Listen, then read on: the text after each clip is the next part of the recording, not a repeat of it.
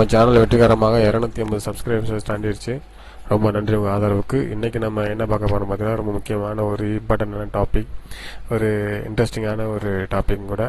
என்னென்னா, நம்மகிட்ட வீட்டில் பழைய நெகட்டிவ் ஃபோட்டோஸ்லாம் நிறையா கிடக்கும். அந்த நெகட்டிவ் ஃபோட்டோஸை எப்படி நம்ம வந்து அதை வந்து கழுவுறது. இப்போ கழுவுறதுக்கான எந்த விதமான எக்யூப்மெண்ட்ஸும் இப்போ கிடையாது, எல்லாமே டிஜிட்டலாக மாறிடுச்சு.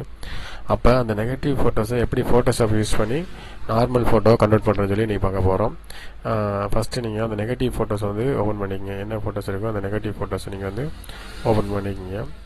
ஓப்பன் பண்ணிவிட்டு என்ன பண்ணுறீங்கன்னு பார்த்தீங்கன்னா, இந்த லேயர் ஆப்ஷன், ஏற்கனவே நம்ம லேயரை பற்றி போட்டோம், அதிலே நான் சொல்லியிருப்பேன். அதனால கூட ஸ்பெசிஃபிக்காக உங்களுக்கு சொல்கிறேன். இந்த லேயரில் போயிட்டு இங்கே என்ன இருக்குன்னு பார்த்தீங்கன்னா, அட்ஜஸ்ட்மெண்ட் லேயர். இந்த அட்ஜஸ்ட்மெண்ட் லேயரை கிளிக் பண்ணிங்கன்னா அது ஒரு ஆப்ஷன் இருக்கும். என்ன ஆப்ஷன் பார்த்தீங்கன்னா, இன்வெர்ட் அப்படிங்கிற ஒரு ஆப்ஷன்.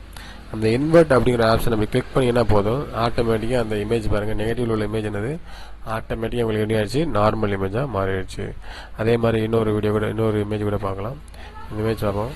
இமேஜ் பார்க்கும்போது பாருங்கள், இந்த நெகட்டிவ் இமேஜாக இருக்குது. இந்த நெகட்டிவ் இமேஜை கனெக்ட் பண்ணும்போது ஆட்டோமேட்டிக்காக என்ன கிடைக்கிது, கனெக்ட் பண்ணும்போது ஆட்டோமேட்டிக்காக ஒரு நார்மல் அழகான ஒரு இமேஜ் வந்து நார்மல் இமேஜ் கிடைக்கிது. இப்படி தான் ஃப்ரெண்ட்ஸ் ஒரு நெகட்டிவ் இமேஜை எப்படி நம்ம வந்து நார்மல் இமேஜாக கன்வெர்ட் பண்ணுறது அப்படின்னு சொல்லி பார்த்தோம்.